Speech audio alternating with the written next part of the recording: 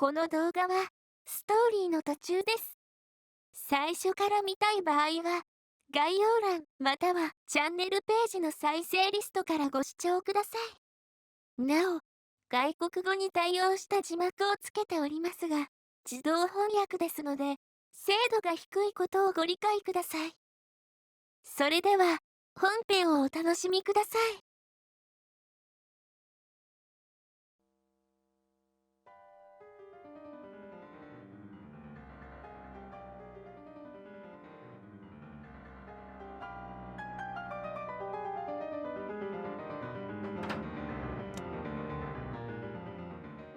トーマ、現在、3時間目の真っ最中。この第二音楽室は、普通の授業では使われないことをいいことに、授業中でさえトーマの資質と化している。こういう状況を見ると、諏訪に同情できない点が皆無とも言えないけど。今の私によるな。よった。だからよるなと。それでも俺は結局いつも通りトーマの後を追う。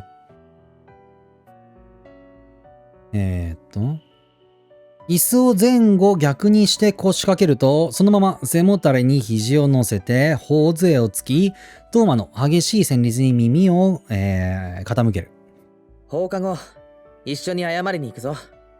あと反省文は俺が文面考えとくから、聖書だけは自分でしろよ。すんごいな。ここまで来るとあれだよな。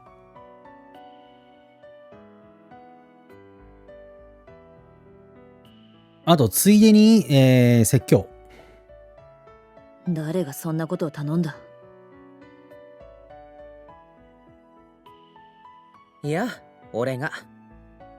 今お前が定額食らうと致命的なの。なあ、さっき書いてたのって。気にするな。ただの落書きだ。そっか。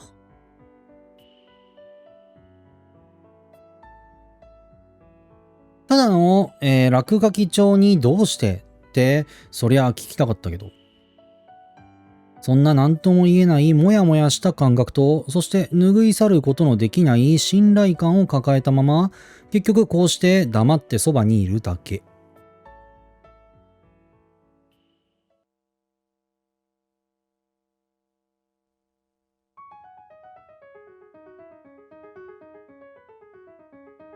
戻れよ。どこに？無遅刻無欠席はどうした？それをトーマに心配されてもな。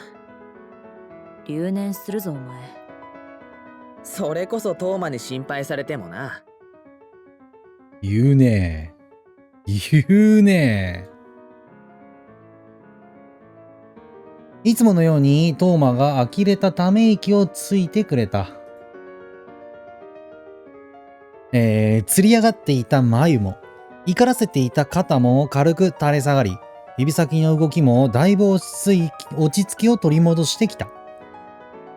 これに関しては単に曲調が変わっただけかもしれないけど。つまんないだろ、こんなの聞いてても。そんなことない。俺、トーマのピアノのファンだから。でも、こうして口調まで穏やかになったのは、決して曲調のせいだけじゃないって。少しは俺のおかげもあるんだって思いたい。お前が知ってる私のピアノなんて、お遊びのポップスとかがほとんどだろ。そこまで言うなら聞いてみたいな。お遊びじゃない、トーマの本気のクラシック。素人には退屈だぞ。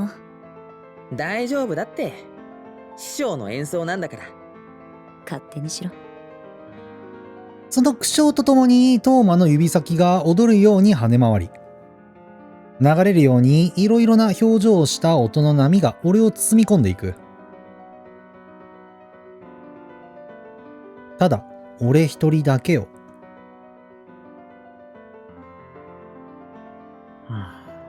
寝た。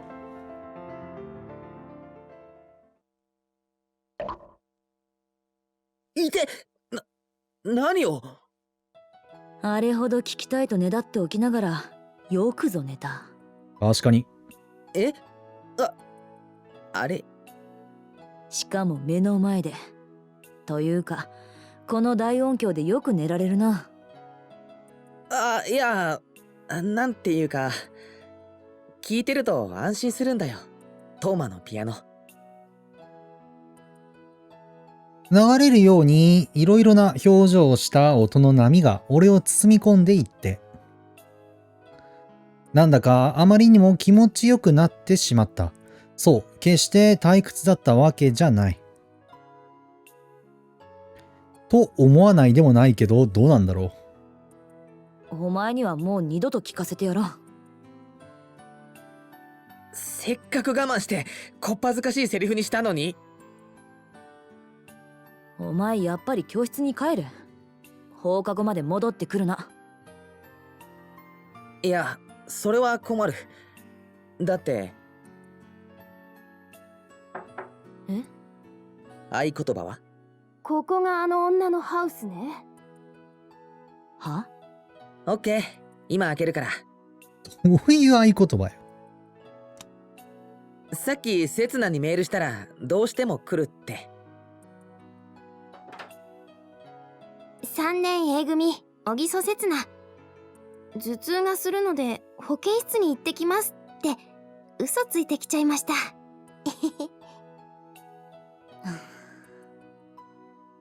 学園のアイドルのやることかよ。永遠のクラス委員長のやることかな。はい、ギター。サンキュー。場所すぐ分かった？うん。早坂くんがロッカーの場所教えてくれたから。何やってんだお前ら。4時間目始まったぞ。俺と刹那のやりとりをしばらくぼーっと眺めていたトーマは始業チャイムで我に返ったらしかった。けれどその短い時間のうちに俺たちはギターをアンプにつなぎマイクの電源を入れ、すっかり練習の準備を整えてしまっていた。なあトーマ、俺はお前のしたことが正しいなんてつゆほども思っちゃいない。だけどほら、同好会だもんね。楽しいことも嫌なことも面倒なことも、それに社会に対する怒りも共有しないとね。男には内心が不利になると分かっていても教師に反抗しなくちゃならない時がある。もうちょっと汎用的でかっこいい言い回し考えようよ。それにこういう面白そうなこと黙っとくとすぐに刹那がすねるし。当たり前だよ。もう隠し事はなしだって約束したんだもん。だから今までトーマを勝手に追いかけていた俺はその場に刹那を勝手に連れて行くことに決めた。だからもうこんな学生らしからぬ行為だって俺たちは3人一緒に踏み外すしかない。留年するぞお前ら。私なんかに付き合ってると。何言ってんだ、逆だ。お前が卒業するんだよ、俺たちと付き合ってるばっかりに。学園祭が終わったらマンツーツーだからね。私英語だけは春樹くんより成績いいんだ。どうせ俺たち推薦も卒業もほとんど確定だし、追試の追試の追試まで付き合ってやるからな。バカじゃないのか。ここにはトーマよりバカはいません。成績的にね。それフォローしてるつもり？なってない？頭痛い。トーマの態度は相変わらずぶっきらぼうで呆れててちょっと冷たくて。というわけでせっかくメンバー揃ったことだし昼休みまで練習な。ただし他のクラスの授業があるから音小さめで。いいね。今歌うとお昼ご飯が美味しく食べられそう。バカだね、ほんと。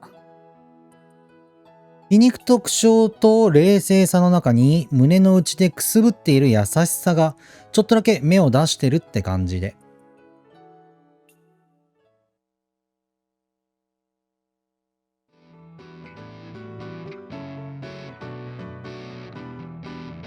だから俺たちは束の間の校則違反を、理由なき反抗を3人で心ゆくまで堪能した。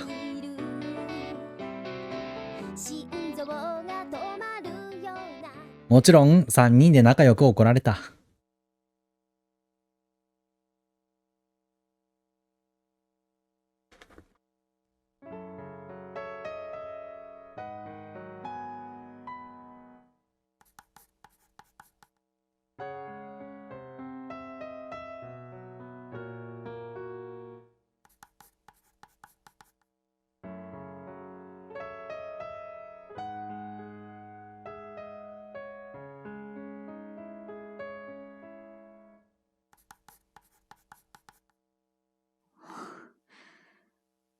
できた。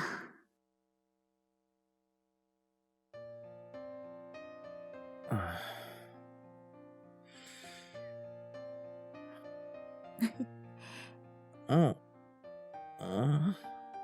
間に合った。やっぱ私って天才かな。トーマ？おはよう北原。そろそろ出ないと遅刻だぞ。トーマ？うわ今何時だ？7時15分。今日は6時過ぎまで粘ってたからな、お前。そうだったっけ。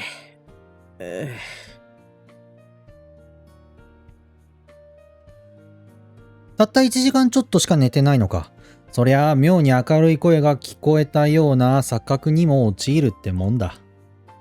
この時間ならシャワーくらい使っても間に合うんじゃない？いい。早めに教室入って始業まで寝るから、トーマみたいに。あっそ。というかトーマこそシャワー浴びるべきだろ。早く行ってこないとそっちが遅刻だぞ。いつもなら俺が起きる頃にはとっくに入浴済みなのに、今日はまだ私服のままだった。ああ、私はさ、今日はサボる。さすがに今週はきつくてさ、今日くらいは寝かせてもらおうかと。昨日から思ってたんだけど、トーマ、お前今何やってんだ？いつもは授業中に体力回復に努めていたのに、今週はその貴重な睡眠時間さえもずっと起きたまま、一生懸命ノートに何かを書き込んでいる。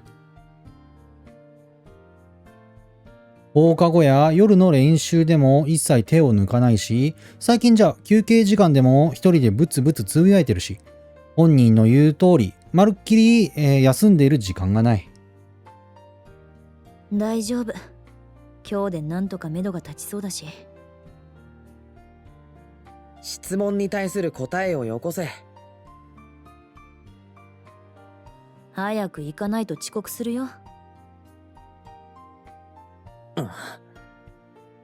こっちは昼まで一眠りして、起きたら熱い風呂入ってご飯たっぷり食べて、夜の練習までもう一眠りしてるからさ。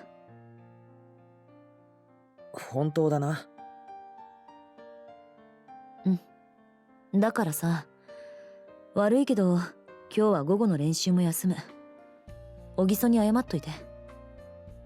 分かったよ。学校には俺から連絡入れとくから。悪いな。本当はいつもの正論をかますべきなのかもしれないけど、ここはトーマの体調最優先ということで。そもそも今、俺じゃなくてトーマが無理をする理由がよくわからないというのは置いておくとして。じゃあ洗面所借りるな。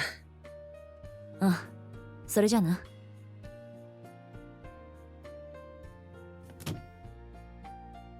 今日は始業まで仮眠して、もしかしたら授業中も仮眠して、放課後は刹那と2人で練習して。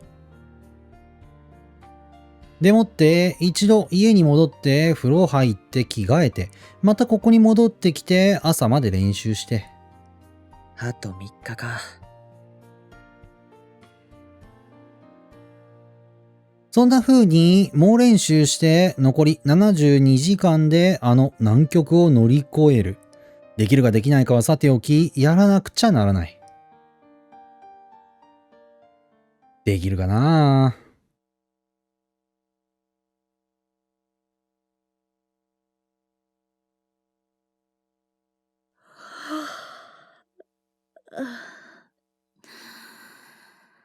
それじゃあ、私の方もと。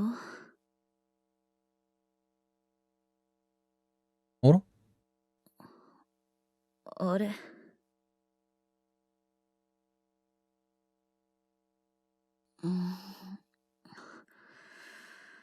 頭痛い。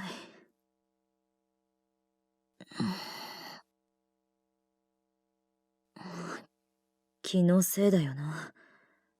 だって夜までに終わらせないと。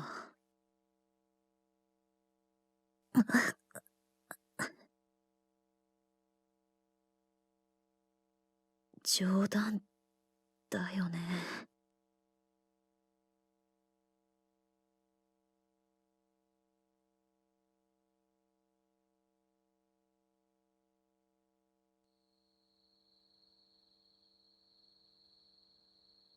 あれ、まだ寝てんのかな。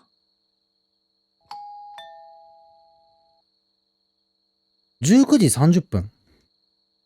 入学して以来初めて授業時間でしっかり休憩を取り、刹那と2人だけの練習は俺の自主練と刹那のおしゃべりとで費やされ、家に帰って風呂に入って夕食をとって、久々に母親が早く帰ってたけど、結局話すことなんかほとんどなくて、夜遅く出かけても行き先も聞かれなくて。そんなこんなでたどり着いた、当麻邸はなぜか家中が真っ暗なままだった。もしかして出かけて。あれ、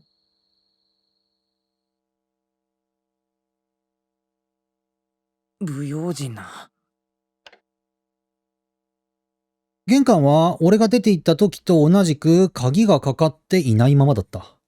トーマ？もしかして朝からずっと寝たまま？おーい、トーマ？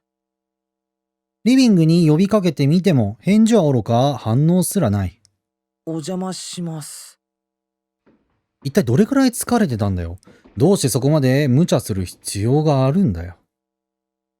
俺とは違ってほんの数時間練習しただけでどんな曲でも完璧に着こなしてしまう天才が。入るぞ、トーマ。そんな少しの疑問と心配と、そして、これなんだろう。存亡かな知らんけど。を抱えて、当麻家に、当主の姿を求めて上がり込み、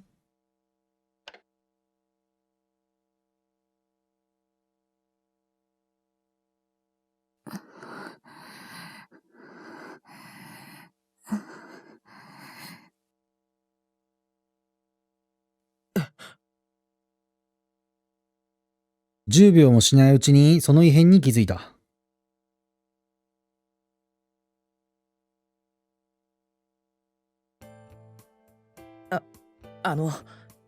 インフルエンザでしょうか。断言はできませんが可能性はありますね。体温もかなり高いですし、意識も朦朧としていましたし。そうですか。そして俺の気づいた異変は最悪の可能性を連れてきた。薬は出しておきましたが、改善が見られないようでしたら病院の方にも来てください。はい。とはいえ、気づかれなければもっと最悪だ。毎日しつこく押しかけてて本当に良かった。なんて、そんなわけがない。俺が毎日トーマを寝かせないから、こんなことになったに決まってる。ま、心配しすぎるのも良くないですよ。大抵は3日ほど安静にしていれば熱も下がります。3日。3日。3日後は土曜日だ。その頃、やっと熱が下がったとしても、もう。では、お大事に。ありがとうございました。どうして気づかなかった？俺なんかに気づかせるようじゃ、そんなのトーマじゃないよな。あ、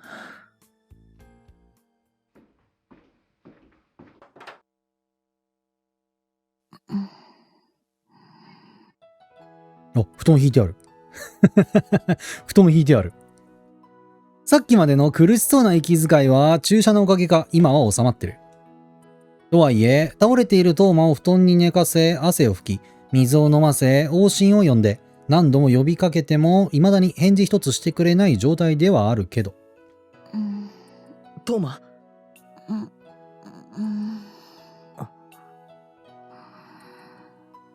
トーマ。寝とるんやから声かけんなよ。そこまでおせっかいにするか。病人を起こしてまで、あれすか、おせっかいをかけるか。こんな風に。そうだ、氷枕。トーマの額の熱でだいぶ、ぬくくなってしまったそれを取り上げ、冷凍庫でキンキンに冷えたものと取り替える。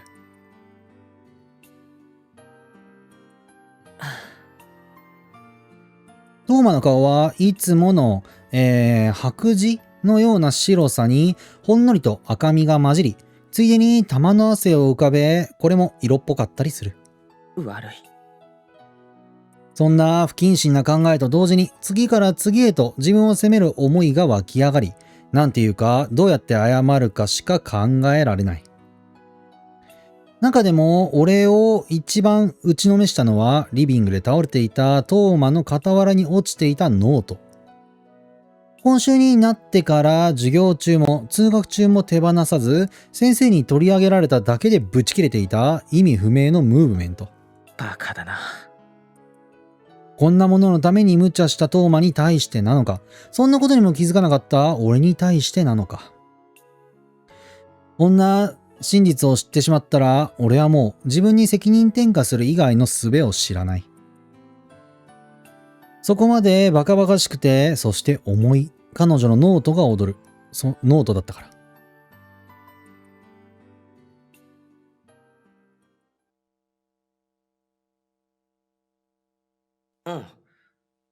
水がカップ3杯。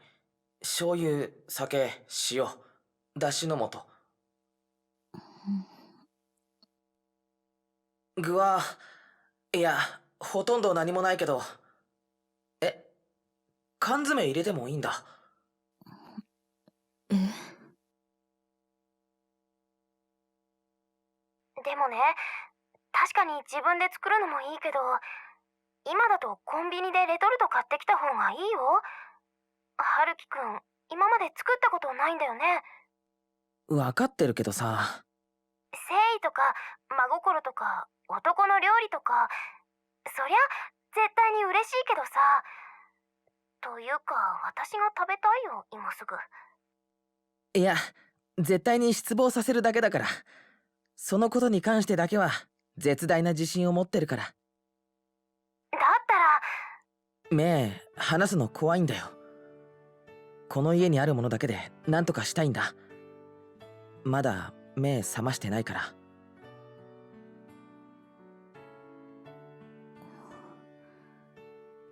北原。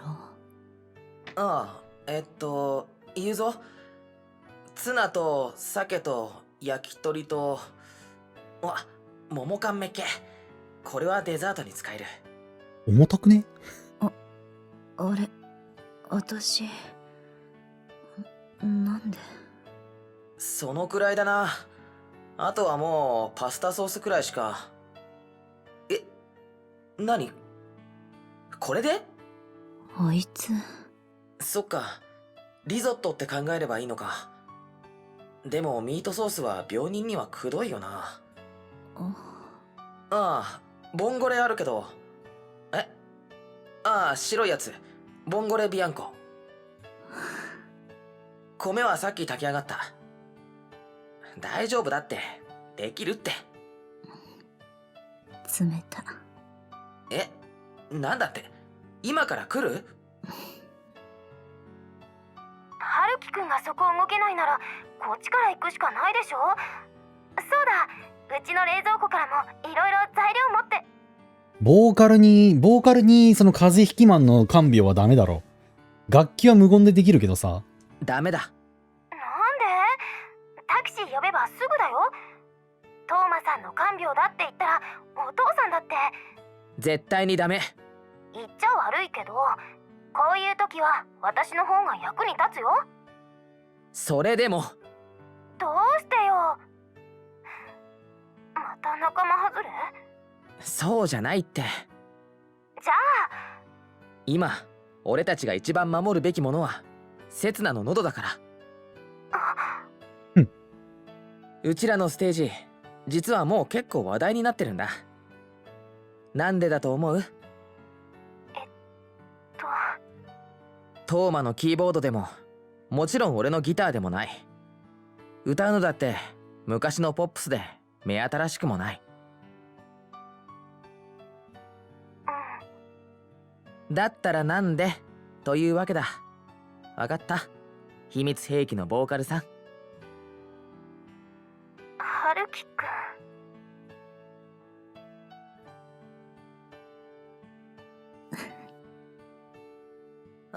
ありがとう。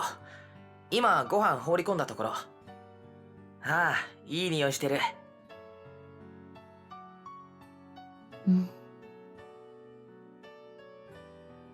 あとはトーマがちゃんと食べてくれるかだけど、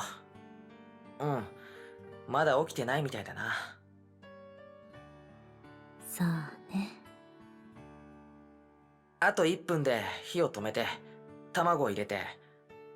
いや、うまくいってる。ほんとセツナのおかげ。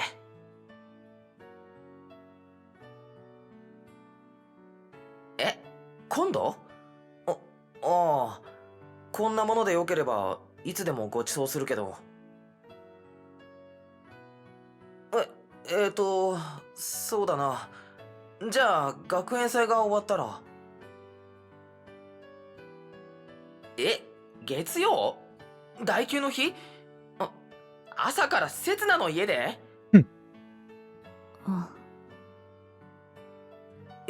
いや、そりゃもちろん OK だけど。けど手伝ってくれよ。いや、だからそんなにはしゃがれても。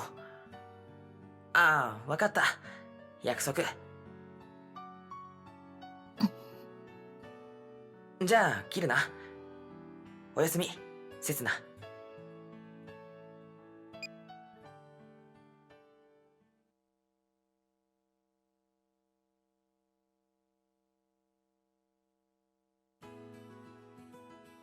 トーマ、やっと目が覚めたか。よかった。ちょうど今雑炊ができたから一口だけでも。人の家で何かってしてる。練習しないならさっさと帰れバカ野郎。なぜに？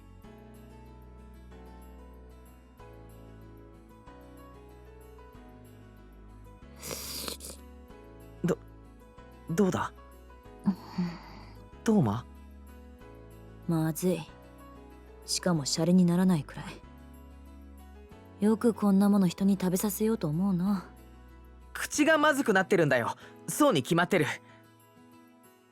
顔色や汗を見てもちっとも回復してる気配はないけど、どうやらなんやこ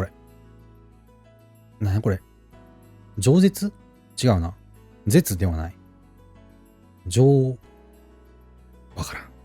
とりあえず口だけはなんか全開したらしい。なんで言わなかったんだよ。何を？今朝から体調悪かったんだろ。だから休んだんだろ。それは誤解。今日はやることがあったから休んだだけで。朝は寝不足だからって言ってたけど。休むのも立派な仕事だ。けど結局は休んでもいなかったんだろ。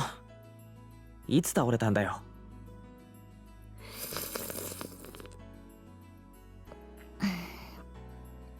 やっぱりまずい。ごまかすな。あと、そんなに食欲ないんだったらもう食べなくてもいいって。食欲ないなんて言ってない。ただ純粋にまずいだけだ。ああ、わかったわかった。どっちでもいいからもう片付けるぞ。人の栄養摂取を邪魔するの。明日までに治すためにどうしても必要なんだ。そうか？よだめを抱え込むと暑いと思うんだけどな。で、練習はどうしたんだ？まだ2日ある。一日だって無駄にできないだろう。自分がどれだけ追い込まれてるか分かってるのか。そうだな。こんな無駄なもの作るくらいならその時間で弾けよ。うん、悪かった。お前、今の私の言葉全然納得してないだろ。まあな。熱に浮かされての発言か、薬の副作用か。帰れ。今すぐ帰れ。帰ったら余計練習できないだろ。その代わり私の風邪がうつる可能性も減る。今すぐ帰って薬飲んで寝ろ。俺に移ってトーマの風邪が治るならその方がいい。俺が弾けなくても俺が恥をかくだけだけど、トーマが弾けなくなったらユニットが崩壊する。確かに、セツナのボーカルがなかったら俺たちのユニットが人を集めることはない。けど、トーマのキーボードがなかったら俺たちの演奏そのものが成立しない。そんなの都市伝説だ。デタラメだ。合理主義者の優等生のくせにそんな迷信を信じてるのか？それに、どうせもう終電終わってる。なら向こう行って練習しろ。こんなところにいつまでもいるな。トーマがそれ食べ終わって薬飲んで着替えて寝たらな。もういらないなら片付けるけど。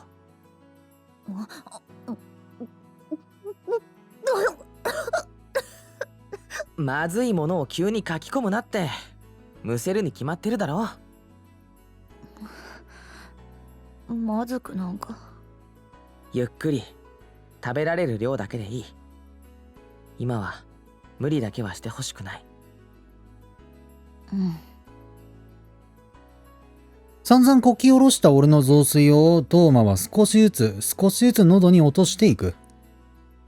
相変わらず吐く息は熱そうで、時々ふらついて、とても回復してるとは思えない状況のままだけど。でも食べる意欲があるというだけでも、それは大きな希望になる。なあ、北原。そしてトーマは、その湧き出てきた希望をしっかりと言葉に乗せる。私、絶対に諦めないから。愚問だ。俺だって刹那だって、あとついでに竹谷だって、誰もそんなこと思ってもいない。思い出作りとか音楽家を見返すためとかミスコンのプロモーションとか、そんな今となっては懐かしい気弁もいいところだった動機なんかもう誰もが忘れてる。俺たちは途中から目標を完全に見失い、惰性で走り出してついには激しく迷走した。